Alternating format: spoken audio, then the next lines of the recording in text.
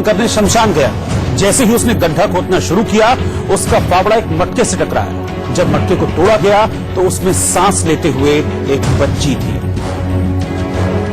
जिसे आनन फानन में अस्पताल में भर्ती किया गया। जमीन से करीब 3 फीट नीचे मटके में मिली इस बच्ची को सीता नाम दिया गया। बच्ची 2 या 3 दिन की है। माता पिता के बारे में कोई जानकारी नहीं। पता फिलहाल बरेली का जिला अस्पताल है। अस्पताल के डॉक्टर इस मासूम को बचाने में शिद्दत से जुटे हुए हैं। फीड भी नहीं ले रही है, बच्ची स्टेबल भी नहीं है कि मतलब उसको हुआ आगे का कुछ बहुत ट्रीटमेंट चल रहा है, आगे देखते हैं क्या होता है इसका। सीता सीता सब लोग कह रहे हैं तो उसका नाम हम लोग भी जरा सीता ही रख दिए हैं ऐसे ही। उधर बरेली के ही एक परिवार में भी इस बच्ची के लिए प्रार्थना की जा रही है। पूजा के बहनोई हितेश एक दिन पहले शमशान में अपने प्रीमेच्योर बेबी को दफन करने गए थे। मेरी ननद का कल बच्चा हुआ, वो एक्सपायर हो चुका था, 6 मंथ का था।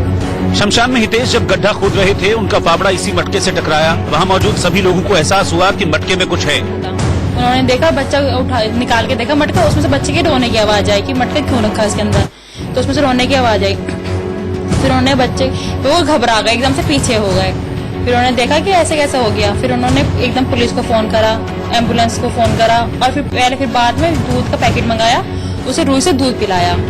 मटके के अंदर एक बच्ची को देखकर हितेश और वहाँ मौजूद सभी लोग हैरान रह गए। अपने मृत बच्चे को दफनाने गए थे, लेकिन अब बाहों में एक जिंदा बच्ची थी। एक ओर अपने बच्चे को खोने का गम था, तो दूसरी ओर एक नवजात को सही सलामत पाने की खुशी।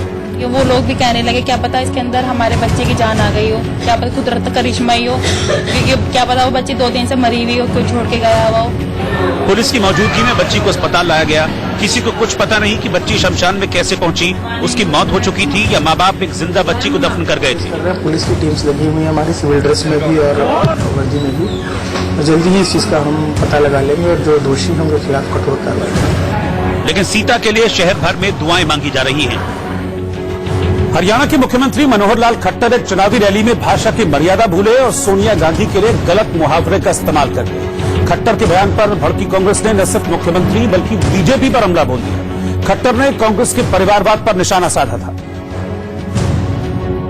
और तंज कसा था कि राहुल गांधी के पद छोड़ने के बाद अध्यक्ष की तलाश एक बार फिर सोनिया गांधी पर जाकर खत्म हुई। लेकिन इसके लिए मुख्यमंत्री अपमानजनक भाषा का इस्तेमाल कर गए। ये लोग सारे देश में लगे घूमने कि कांग्रेस के अंदर कोई एक राष्ट्रीय अध्यक्ष मिल जाए, उनको नेशनल प्रेसिडेंट अच्छा सा मिल जाए। ढूंढते ढूंढते 3 महीने बता दिए और 3 महीने बाद कौन बड़ा? सोनिया गांधी। फिर वही गांधी परिवार के खोदा पहाड़ निकली चुईया और वो भी मरी हुई। इसके बाद कांग्रेस के नेताओं ने खट्टर पर ताबड़तोड़ हमला बोला। महाराष्ट्र के नेता तो मर्यादा तोड़ने में खट्टर से भी आगे निकल गए। पहली बात तो जो हरियाणा के मुख्यमंत्री है वो खट्टर नहीं, वो खच्चर है और उनको इस प्रकार का बयान देना अगर है तो बयान उन्होंने मोदी जी के बारे में देना चाहिए। कांग्रेस ने सोनिया के खिलाफ मनोहर लाल खट्टर के बयान को महिला विरोधी करार दिया। ट्वीट करके लिखा कि बयान न केवल अशोभनीय और निम्न स्तरीय है बल्कि ये बीजेपी के महिला विरोधी चरित्र को भी दर्शाता है। कांग्रेस ने मनोहर लाल खट्टर से माफी की मांग की तो पार्टी के नेता उनको शिष्टाचार की नसीहत देने से नहीं चूके और कुछ ने तो बीजेपी को जमकर कोसा। नारी समाज आपको इन चीजों के लिए, इस तरह की बातों के लिए, इस तरह की अभद्र भाषा के लिए कभी माफ नहीं करेगा। केवल सोनिया जी की बात नहीं, सोनिया जी का व्यक्तित्व माननीय मनोहर लाल जी बहुत ऊंचा है। वो ऐसी महिला है जिन्होंने बड़े से बड़ी सैक्रिफाइस की भी है, देखी भी है। अभी भी हिंदुस्तान में, दुनिया में मनुष्य रूपी असुर रहते हैं और जी असुर को सियासी ढंग से संहार करने के लिए माँ दुर्गा का भी पैदा होती है। पहले पुराने जमाने भी थे माँ दुर्गा असुर, कुछ दिन पहले हम लोग पूजा किए हैं। आज भी इस दुनिया में भी मनुष्य रूपी असुर है, उनको सियासी ढंग से संहार करना चाहिए। चुनावी माहौल में विरोधियों पर तीखे हमले नई बात नहीं है, लेकिन अब शब्दों के इस्तेमाल से हरियाणा में सियासी पारा चढ़ गया है। वहीं देहरादून में कांग्रेस इसके खिलाफ सड़क पर उतर आई। कांग्रेस कार्यकर्ताओं ने मनोहर लाल खट्टर का पुतला फूंककर नारेबाजी की और अपना विरोध जाहिर किया।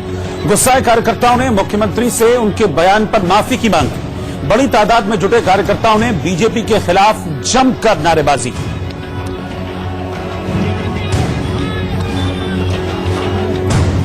यूपी के महाराजगंज में गायों को लेकर गलत जानकारी देना डीएम समेत कई अधिकारियों को भारी पड़ गया। यूपी के योगी सरकार ने इस मामले में कड़ा एक्शन लिया है। महाराजगंज की एक गौशाला में गोवंश के रखरखाव और गायों की गलत गिनती के मामले में डीएम समेत 5 अधिकारियों को सस्पेंड कर दिया गया। जानकारी के मुताबिक महाराजगंज के मधुबलिया गो सदन में गोवंश के रखरखाव में गड़बड़ी की शिकायत मिली थी। इसके बाद जांच कराई गई। जांच में पता चला कि गौशाला में 2500 गायों की जगह सिर्फ 900 गाय है। पशुओं की कमी के बावजूद गौशाला पर खर्च 2500 गायों का लिया जा रहा था। जांच में पता चला कि इसके पीछे जिले के आला अधिकारियों का हाथ था। इसके अलावा जांच में गौ सदन की 500 एकड़ भूमि में से अधिकारियों द्वारा गैर कानूनी तरीके से 328 एकड़ भूमि को किसानों, फर्म और दूसरे व्यक्तियों को दिए जाने का मामला भी सामने आया है। जांच रिपोर्ट सामने आने के बाद सीएम योगी के निर्देश पर महाराजगंज के डीएम अमरनाथ उपाध्याय, एसडीएम देवेंद्र कुमार और सत्यम मिश्रा समेत 5 अधिकारियों को निलंबित कर दिया गया। इन सभी के खिलाफ अनुशासनात्मक कार्रवाई के निर्देश भी दिए गए। महाराष्ट्र में कमल का फूल वाली टी शर्ट पहने एक किसान की मौत का मामला सामने आया है। महाराष्ट्र के बुल्ढाना में एक किसान ने पेड़ से लटक कर आत्महत्या कर ली। उसकी टी शर्ट पर बीजेपी के चुनाव चिन्ह कमल के साथ फिर से हमारी सरकार बनाए लिखा था। भोपाल में साक्षी मेडिकल कॉलेज के 17 छात्रों की एडमिशन लिस्ट दाखिल नहीं होने से एमसीआई ने 1 साल बाद छात्रों को कॉलेज से निकाल दिया, जिस वजह से छात्रों ने राष्ट्रपति से मेडिकल कॉलेज में दाखिला या फिर इच्छा मृत्यु की गुहार लगाई है। हमें हमारा एडमिशन वापस चाहिए। और एडमिशन नहीं मिलता है तब सर फिर हमें इच्छा मृत्यु दे दीजिए। कितने लोग इच्छा मृत्यु की गुहार लगा रहे हैं? 17 बच्चे। हैदराबाद में राज्य सरकार से अपनी मांगों को लेकर हड़ताल कर रहे राज्य सड़क परिवहन निगम के 2 कर्मचारियों ने अब तक खुदकुशी कर ली। पंजाब और दिल्ली सरकार की तमाम कोशिशों के बावजूद भी अमृतसर में पराली जलाई जा रही है, जिससे दिल्ली में प्रदूषण का खतरा बढ़ गया है। पश्चिम बंगाल के आसनसोल में अवैध तरीके से खनन कर रहे 3 लोग खदान के अंदर फंस गए, जिसके बाद मौके पर बचाव कार्य चलाया गया। बेंगलुरु में भारत की जल, थल और वायु तीनों सेनाओं के लिए लड़ाकू विमान और हेलीकॉप्टर बनाने वाली सरकारी कंपनी हिंदुस्तान एयरोनॉटिक्स लिमिटेड के कर्मचारी भत्तों में संशोधन समेत कई मांगों को लेकर हड़ताल पर चले गए हैं।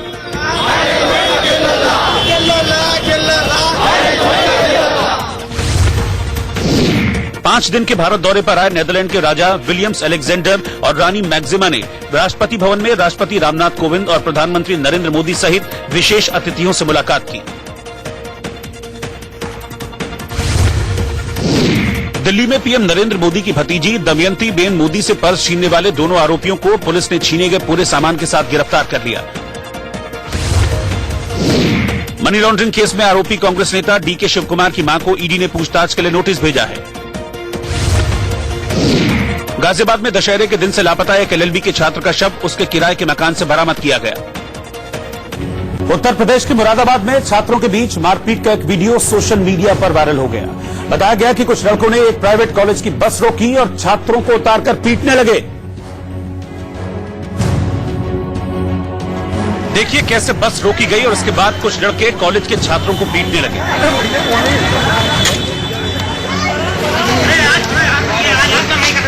इस बीच दोनों तरफ से लड़के एक दूसरे से हाथापाई करते नजर आए। जिसके हाथ जो लगा उसी से मारपीट करता दिखा। इस लड़के को देखिए कैसे कमर में लगी बेल्ट उतारकर वो छात्र को पीट रहा है। हालांकि इस दौरान छात्रों ने वहां से भागने की कोशिश की, लेकिन उन्हें पकड़कर पीटा गया। मारपीट की वजह से बस में बैठी छात्राएं बेहद घबरा गईं और डर की वजह से बस से उतरकर वहां से जाने लगी। हालांकि थोड़ी देर बाद वहां कुछ लोग पहुंचे और बीच बचाव की कोशिश की। इस दौरान लड़कों को वहां से खदेड़ने की कोशिश भी की गई, लेकिन मारपीट पर उतारू लड़कों पर जैसे खून सवार था। वो किसी भी कीमत पर छात्रों को छोड़ने के मूड में नहीं थे। हालांकि जैसे तैसे मामला शांत हुआ और छात्र बस में बैठकर वहां से जाने लगे, लेकिन इस दौरान भी दूसरे पक्ष के लड़कों ने गालियां देकर उन्हें नीचे उतारने की कोशिश की और डंडे से पीटना चाहा।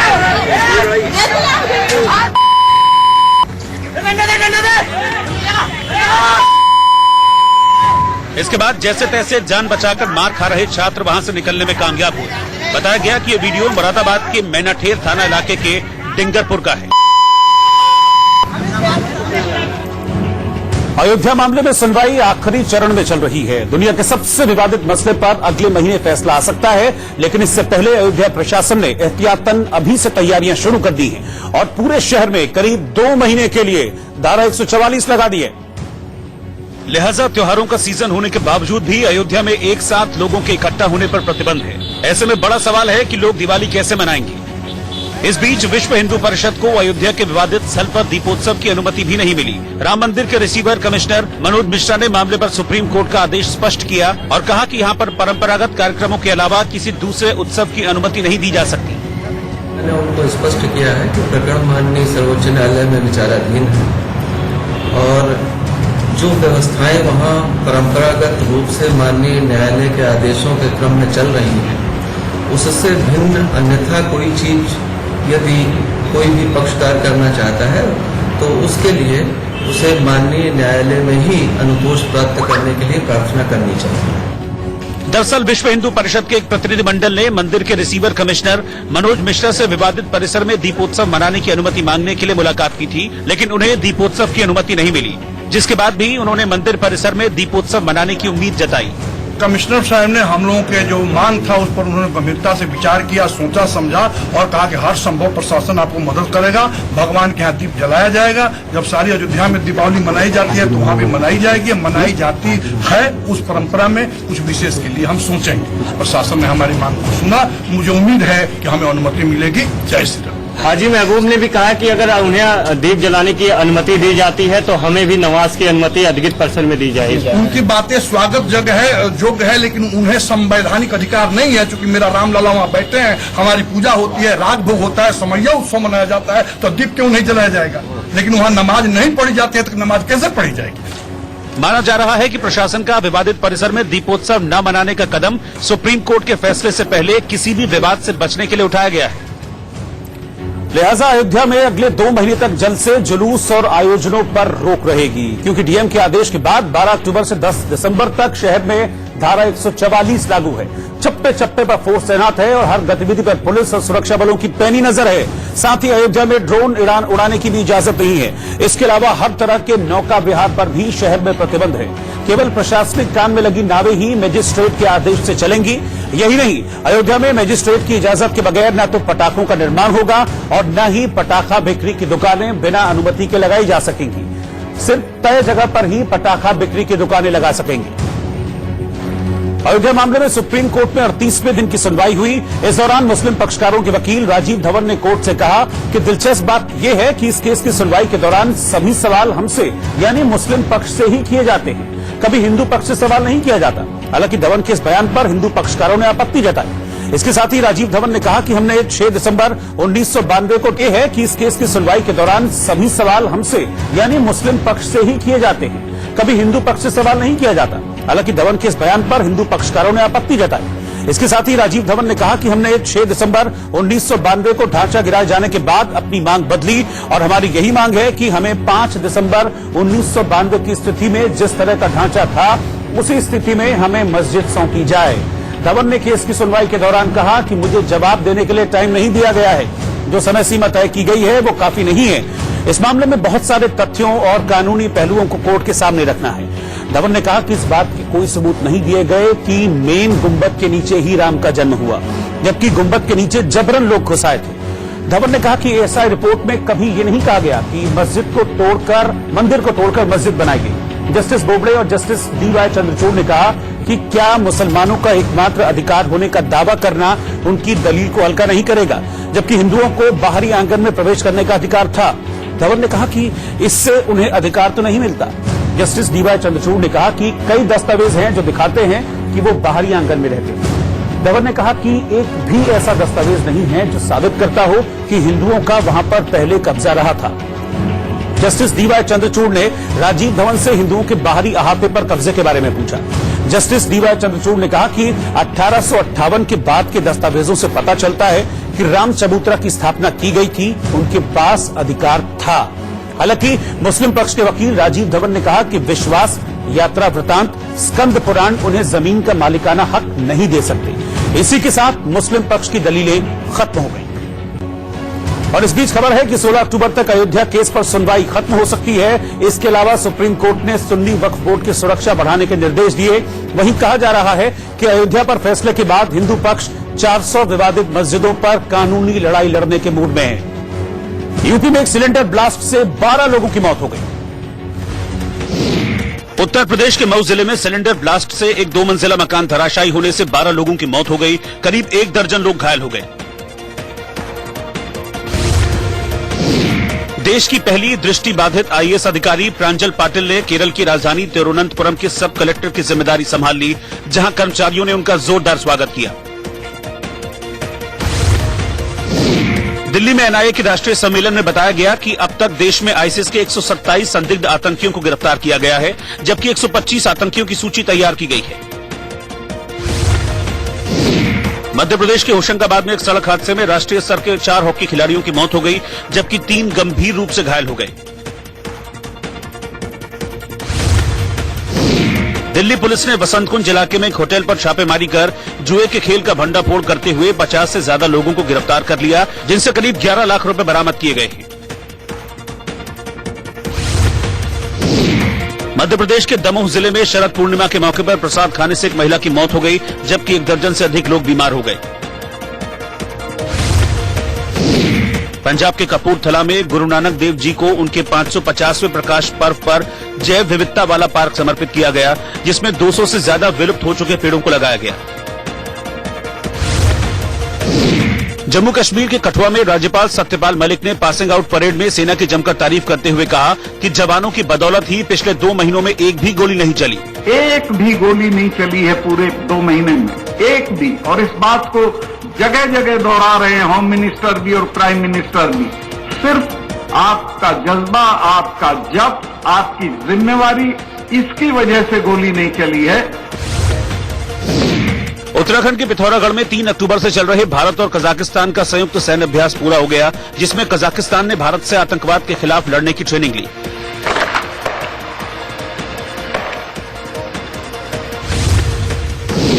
शेयर बाजार में आईआरसीटीसी यानी Indian railway catering and tourism corporation के शेयर की बंपर लिस्टिंग हुई और ये 101% प्रीमियम के साथ 644 रुपए पर सूचीबद्ध हुआ। मुंबई की एस्प्लेनेड कोर्ट के बाहर पीएमसी बैंक के खाता धारकों ने जबरदस्त प्रदर्शन किया। पीएमसी बैंक के खाता धारकों का यह प्रदर्शन घोटाले के आरोपी सारंग वधावन, राकेश वधावन और वरयाम सिंह को बेल न देने को लेकर था, जो 3 अक्टूबर को लोन डिफॉल्टर केस में गिरफ्तार किए गए थे।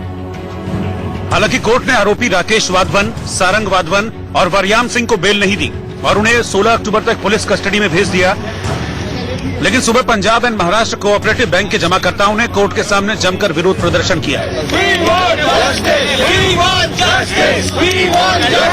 हमारा पैसा वापस करो, हमारा पैसा वापस करो, हमारा पैसा वापस करो, हमारा पैसा वापस करो। इस दौरान प्रदर्शनकारी कोर्ट के बाहर आरोपियों को बेल न देने से जुड़े पोस्टर बैनर लेकर खड़े दिखे और उन्हें बेल नहीं देने की अपील की। Today we are saying no bail for these guys, and on 16th we want to pledge to the Honorable Prime Minister, please save us out of it. If there is any hope we have, it is you, and it is only you, sir, that we are looking up to. We voted for you. Don't let us down. PMC खाता धारकों ने दावा किया कि मोदी सरकार ने आर्थिक तौर पर देश का बंटाधार कर दिया है। यही नहीं, प्रदर्शनकारियों ने दावा किया कि देश मंदी की मार सह रहा है। सेविंग और इन्वेस्टमेंट को लेकर प्लानिंग करना खुद को धोखा देने जैसा है।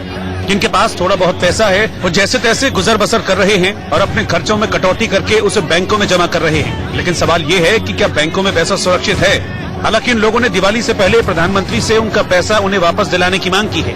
हमारा जो मेन मुद्दा है वो ये है कि हम सब पीएमसी डिपॉजिटर्स के पूरे पैसे हमें दिए जाएं। मैं रिक्वेस्ट कर रहा हूं हमारे प्रधानमंत्री जी को, आदरणीय प्रधानमंत्री जी, आदरणीय श्रीमती सीतारामन जी और श्री फडणवीस जी को।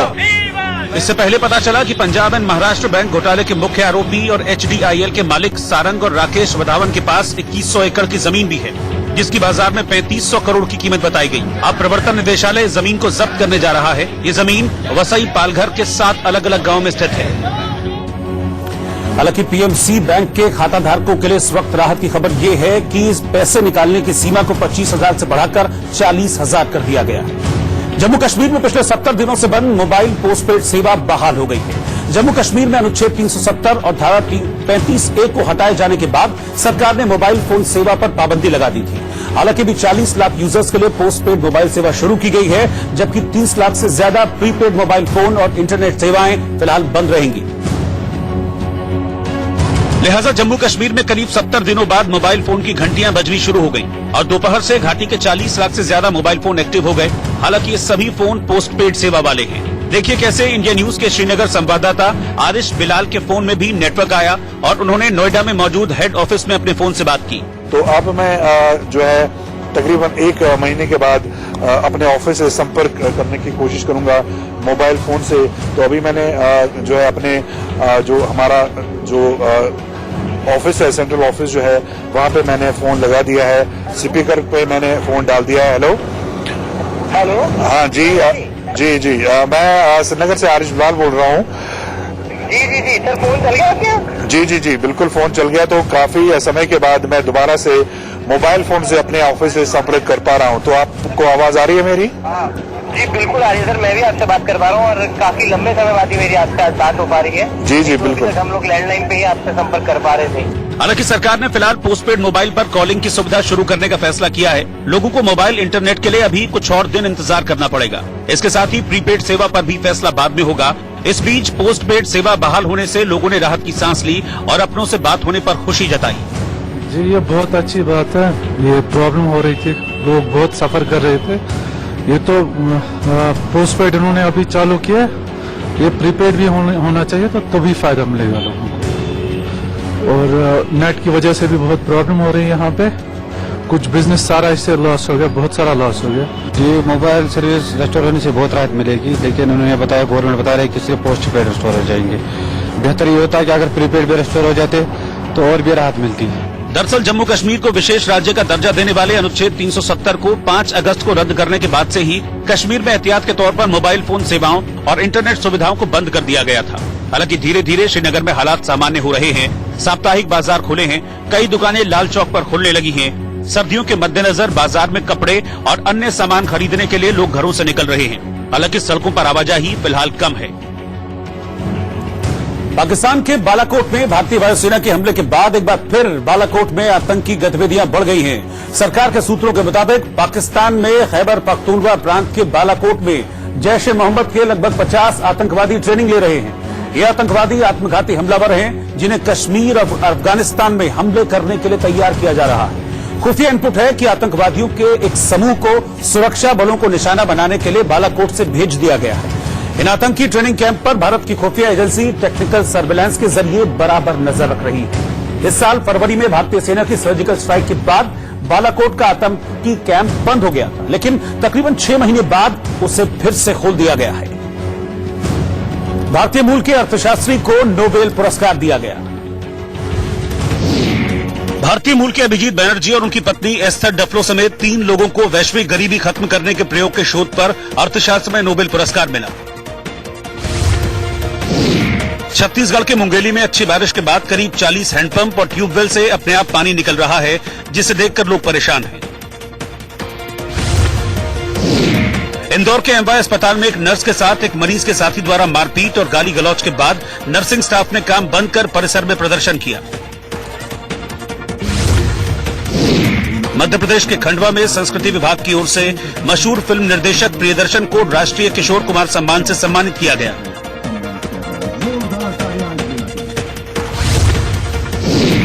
नागपुर में छत्तीसगढ़ के सीएम भूपेश बघेल ने हरियाणा के सीएम मनोहर लाल खट्टर पर निशाना साधते हुए कहा कि चुनाव के वक्त वो अपना मानसिक संतुलन खो बैठे हैं।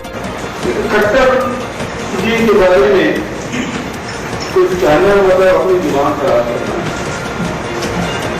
अभी कुछ दिनों पहले उन्होंने कहा था कि आप जम्मू कश्मीर के जाके जमीन खरीद सकते हैं। फिर उन्होंने कहा कि वहां कुछ गोली लड़की हम लैंड। राजस्थान सरकार ने मीसाबंदियों को पेंशन बंद करने का फैसला किया है, क्योंकि सरकार उन्हें स्वतंत्रता सेनानी नहीं मानती है। वहीं इस फैसले से प्रदेश के 20,000 मीसाबंदी प्रभावित होंगे। उत्तर प्रदेश में गायों की संख्या में कमी और उसके बारे में गलत जानकारी देने के मामले में महाराजगंज के डीएम, 2 एसडीएम और पशु चिकित्सा अधिकारी को सरकार ने निलंबित कर दिया है। शेयर बाजार में शुक्रवार को जो तेजी का सिलसिला शुरू हुआ था, वो सोमवार को भी बरकरार रहा और शेयर बाजार बढ़त के साथ बंद हुआ। शेयर बाजार में सेंसेक्स 87 अंकों की उछाल के साथ 38,214 पर बंद हुआ। वहीं निफ्टी 36 अंक की उछाल के बाद 11,341 पर बंद हुआ। हरियाणा चुनाव में प्रधानमंत्री मोदी ने पहली रैली करते हुए विपक्ष और खासतौर से कांग्रेस पर तीखा हमला बोला। पीएम मोदी ने वल्लभगढ़ से चुनावी रैली की शुरुआत की और विपक्ष को एक बिखरी हुई टीम बताते हुए बीजेपी की जीत का दावा किया। 5 साल बाद कैप्टन भी पूरी बुलंदी के साथ आपके सामने है और मजबूत टीम भी आपने देखी है। जो तब मुझसे कैप्टन को लेकर सवाल करते थे वो आज अपनी बिखरी टीम को ही समेटने के लिए एड़ी चोटी का जोर लगा रहे हैं। वो खुद को जितना समेटने की कोशिश कर रहे हैं उतना ही वो रोज बिखरते चले जा रहे हैं। हरियाणा का फरीदाबाद इलाका बीजेपी के लिए खास है। फरीदाबाद में कुल 6 विधानसभा सीटें हैं, जिनमें से 3 पर बीजेपी काबिज है और कांग्रेस बीएसपी इनेलो के पास एक सीट है। माना जा रहा है कि पीएम मोदी की रैली का असर न सिर्फ फरीदाबाद बल्कि गुरुग्राम, पलवल और नूह की 16 विधानसभा सीटों पर होगा। बीजेपी का यहां मुकाबला कांग्रेस और इनेलो के साथ है। इनेलो को घेरने के बाद पीएम ने 370 के मुद्दे पर कांग्रेस को एक बार फिर चुनौती दी। हिम्मत के साथ हरियाणा के लोगों के बीच में जाओ और बताओ कि अगर आप चुनाव जीत करके आएंगे तो 370 वापिस लाएंगे, 35A वापिस लाएंगे, मोदी ने जो किया है उसको उल्टा कर देंगे। कुछ दिन पहले ही कांग्रेस का एक प्रतिनिधिमंडल कश्मीर के मुद्दे पर लंदन में लिबरल पार्टी के नेताओं से मिला था। पीएम मोदी ने इस पर भी तंज कसा। जिनके हितों पर इस फैसले से चोट हुई है वो सदमे में है, दिल मिलाए हुए हैं। ये लोग इस फैसले पर सवाल उठा रहे हैं, विदेशों में जाकर मदद मांग रहे हैं। हरियाणा के चुनावी मैदान में बीजेपी और पीएम मोदी की कोशिश 370 को बड़ा मुद्दा बनाने की है। कांग्रेस के पूर्व अध्यक्ष राहुल गांधी भी हरियाणा में पहली रैली करने नूह पहुंचे। यहां उन्होंने प्रधानमंत्री मोदी पर निशाना साधा।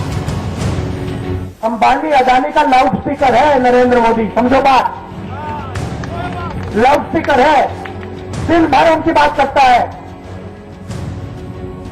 और आप देखना, अभी बात 6 महीने बाद देखना, अभी अर्थव्यवस्था की जो हालत है ना, अभी बेरोजगारी की बात करता है।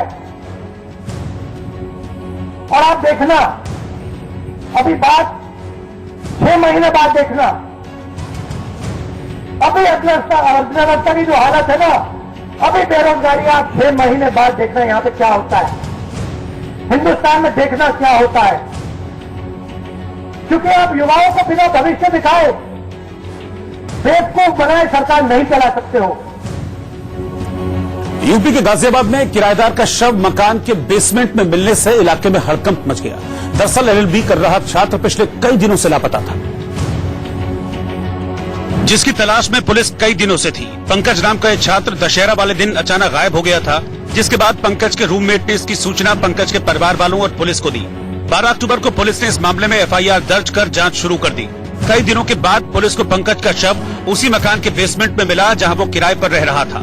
पुलिस का दावा है कि पंकज की हत्या कर उसके शव को बेसमेंट में 10 फीट गहरे गड्ढे में दफना दिया गया। गुमशुदगी लिखने के पश्चात पुलिस लगातार प्रयास कर रही थी। कुछ शंका हो रही थी क्योंकि जिस मकान में वो रह रहा था वो उसके मकान मालिक भी गायब हो गए थे और उसमें कई लोग चूंकि और किराएदार रहते हैं। पुलिस को कहीं से भनक लगी और जांच पड़ताल के दौरान आज उसके बेसमेंट, उसी मकान के बेसमेंट से उस बच्चे का शव बरामद। पुलिस के मुताबिक पंकज अपने मकान मालिक की बेटी से प्यार करता था। इस बात की खबर जब मकान मालिक को हुई तो उसने दशहरे के दिन पंकज को मारकर उसे मकान के बेसमेंट में दफना दिया। मेरे ठीक पीछे साहिबाबाद इलाके का वो घर है जहां पर एलएलबी के छात्र को दफन कर दिया गया और हर कोई इस बात को जानकर हैरान है कि आखिर एलएलबी के छात्र की किसी से क्या दुश्मनी थी। ये जो बिल्डिंग आप देख रहे हैं 3 मंजिला, ये साहिबाबाद के गिरधर एन्क्लेव की बिल्डिंग है जहां पर एलएलबी के छात्र पंकज की लाश आज बेसमेंट में कई फुट गहरे गड्ढे में दफन मिली। ये जो दरवाजा आप सामने देख रहे हैं ये बेसमेंट की तरफ जाता है और इसे रहस्यमयी दरवाजा ही कहें तो शायद गलत नहीं होगा। जब पुलिस यहाँ पहुंची तो इस दरवाजे को खोला और इसके पीछे से वो रहस्य उजागर हुआ। फिलहाल पुलिस फरार चल रहे मकान मालिक की तलाश कर रही है, जिससे पूछताछ के बाद ही पूरे मामले का सच सामने आ सकता है। इंस्टाग्राम पर फॉलो किए जाने के मामले में प्रधानमंत्री मोदी दुनिया के नंबर 1 नेता बन गए। पीएम मोदी इंस्टाग्राम पर 3 करोड़ फॉलोअर्स के साथ ट्रंप और ओबामा को पछाड़कर नंबर 1 हो गए, जिससे वो दुनिया के सबसे ज्यादा फॉलो किए जाने वाले नेता बन गए हैं। पश्चिम बंगाल के 24 परगना जिले में एक लोकल ट्रेन पर बाहर से हुई पत्थरबाजी की घटना में एक बच्ची घायल हो गई। रक्षा क्षेत्र में सार्वजनिक क्षेत्र की सबसे बड़ी कंपनी हिंदुस्तान एरोनॉटिक्स लिमिटेड के कर्मचारियों ने भत्तों में संशोधन समेत कई मांगों को लेकर अनिश्चितकालीन हड़ताल के ऐलान के साथ बेंगलुरु में प्रदर्शन किया।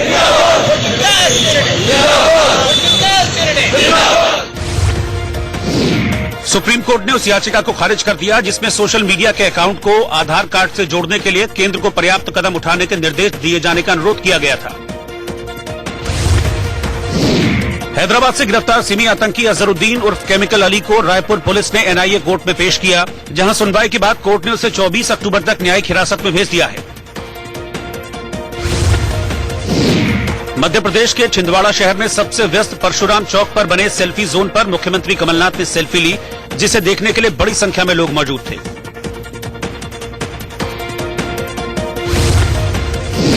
मध्य प्रदेश के शहडोल में नशे की हालत में पानी की टंकी पर चढ़े युवक ने काफी देर हंगामा करने के बाद छलांग लगा दी, जिसमें उसकी जान तो बच गई लेकिन पैर में फ्रैक्चर हो गया।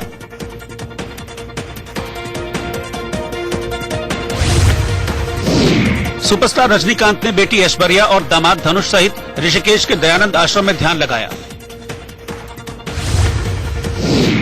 भारतीय टीम के पूर्व कप्तान सौरव गांगुली बीसीसीआई के अगले अध्यक्ष होंगे।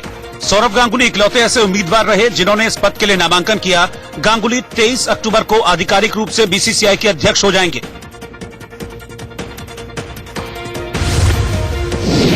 थोक महंगाई दर में कमी आने से देश की आम जनता को महंगाई से थोड़ी राहत मिली। और आगे बढ़ने से पहले एक नजर